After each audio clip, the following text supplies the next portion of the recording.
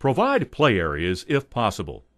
Many riders are looking for a different experience than trails provide.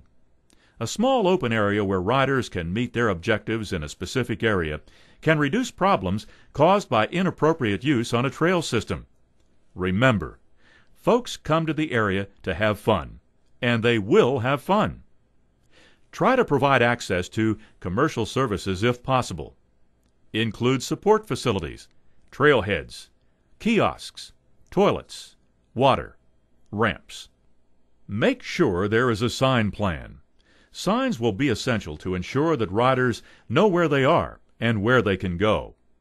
A good sign plan is the only way to make sure that signs are properly located.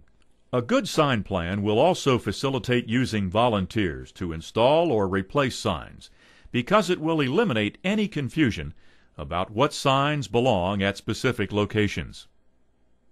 We have alluded to it before, but basic principle number 3 is that speed is our enemy. It reduces safety.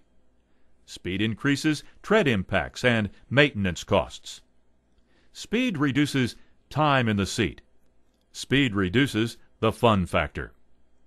You reduce speed by establishing a curvilinear alignment, having tighter clearing limits, and by avoiding one-way trails.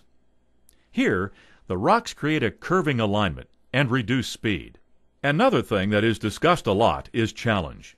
Nearly every rider is looking for some degree of challenge during an outing. What are the elements of challenge? Grade, clearing width, tread width, tread outslope, the number and size of obstacles, loose versus solid objects. Loose obstacles increase challenge.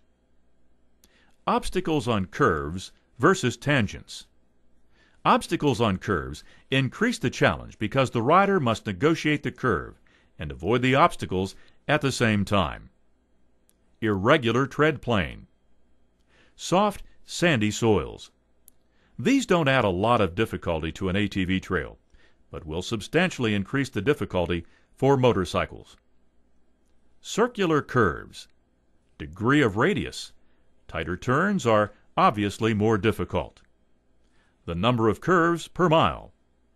Switchbacks versus climbing turns. Degree of exposure. In steep country, exposure can be a big influence on trail difficulty. It may affect different people in different ways, particularly someone who doesn't like heights. This is exposure. The question is, how do we provide challenge and difficulty without creating resource impacts? This works, but this doesn't. We must use the elements of challenge in a responsible manner. This is an element of sustainability. We don't increase challenge by reducing maintenance. We must maintain the trail to meet the trail management objective, which includes using unbridged stream crossings where inappropriate, using unprotected wet area crossings or mud bogs, using steep, eroded hill climbs, placing trails that will leave visual scars, reducing drainage, or creating an unsafe condition. None of these equals sustainability. Basic principle number 4 is the principle of the 3 Ds. That is, dispersal, dispersal, and dispersal. Dispersal improves sustainability. OHV is a dispersed recreational activity. Dispersal is the key to successful off-highway vehicle management. Develop a system that disperses them. Spread them out. Don't box them up. Concentration causes destruction. Higher use on trails substantially increases maintenance costs and management efforts needed to maintain a quality experience. Loops and intersections provide decision points. As decision points increase, the ability of the riders to disperse increases significantly. Provide multiple access points. If everyone has to access the trail system from one point, the use around that point can be excessive. By giving riders multiple access points, folks can spread themselves out, Here on East Fork Rock, riders easily have the ability to disperse and enjoy a fun day of riding. Size does matter. High mileage with multiple loops offers a high-quality experience and room for growth. High mileage with multiple loops provides maximum management flexibility. If something happens to one part of the system, it's easy to close a trail for repair or recovery without severely affecting the riding opportunities. Providing small systems for localized use will only work if we have several of them. This brings us to basic principle number 5. When you have a problem on the trail system, don't just treat the symptom. Solve the problem. If it's broken, fix it. Don't just apply a Band-Aid. Band-Aids are temporary and costly. Band-Aids generally don't offer the best resource protection. Band-Aids may reduce trail flow and rider experience. Use the 4 E's. Can the problem be fixed with better engineering? For example, trail hardening may be a red flag. It is definitely not a cure-all. The need for trail hardening may be an indicator of poor drainage, poor soils, poor location, steep grades, or non-sustainability. Many times, trail hardening is more expensive than trail relocation.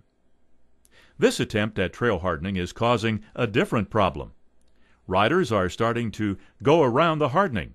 In this case, the problem is caused by poor installation and not necessarily the hardening itself. By effectively managing OHV use, we provide a quality recreation experience, resource protection, fewer social conflicts, agency confidence, and proactive management and economic benefit to communities. With effective application of these planning and design tools, we can have sustainable, high-quality recreation opportunities. Let's finish up with a simple example of how to develop a system. We will start with a small area with some roads and other features. First, we'll make the old landing a trailhead. Now, if you have a trailhead, you need a trail. So, we will connect over to the existing road. We need to maintain the road, so we'll make a shared use road and run the OHV traffic on the road. Then we will connect over to the other road.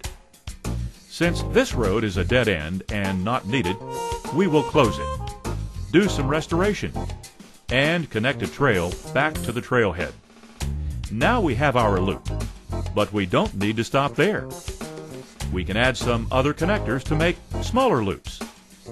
Then we need to expand the range of difficulties so we can add a more difficult connector, or 2. Then we can connect to the trailhead and go by the excellent viewpoint.